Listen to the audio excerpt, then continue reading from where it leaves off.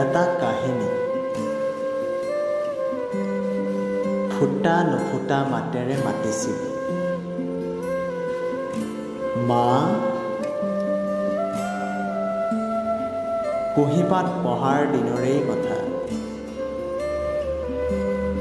কাহিলী পুৱাতে উঠি তই মাত দিছিলি,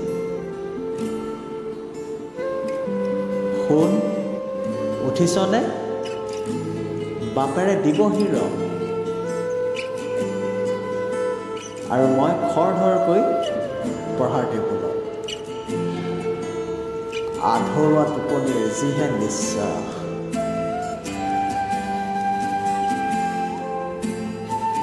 তই কুশলে আছনে মা? উফ, মানুহৰ হাজাৰটা প্ৰশ্ন মোৰ। মাজে মাজে সোধে, ঐ ল'ৰা, তোৰ মাৰ দেখোন খবৰেই নাই অ'। হাঁহি মাৰি গুচি যাওঁ।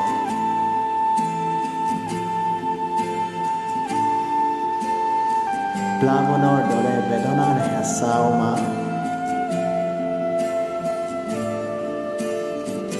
তই কুশলে আছনে? তোৰলৈ বৰ মনত পৰেও।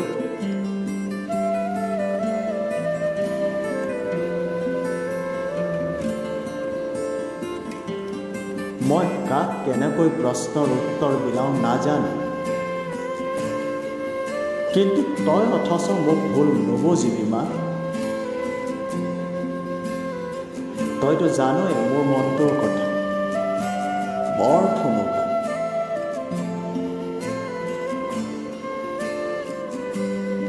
কেতিয়া কান্দো, কেতিয়া হাঁহো, মই নিজেই নাজানো।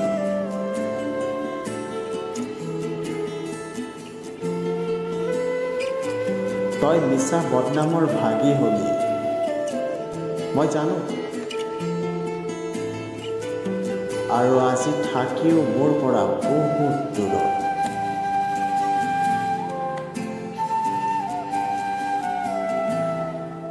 দেউতাৰ অকণমান সুখৰ বাবেইতো তই নিজৰ সতীত্ব হেৰুৱালি।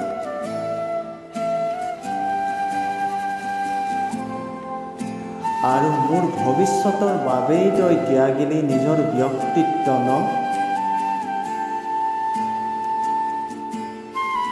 তইতো কোনো ভুল কৰা নাছিলি ন মা?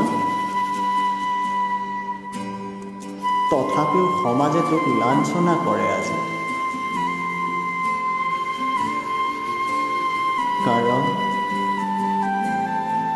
তোৰ পবিত্ৰ প্ৰেমৰ শিখা হৈ মই তোৰ পবিত্ৰ গৰ্ভত থিতাপি লৈছিলোঁ ন মা?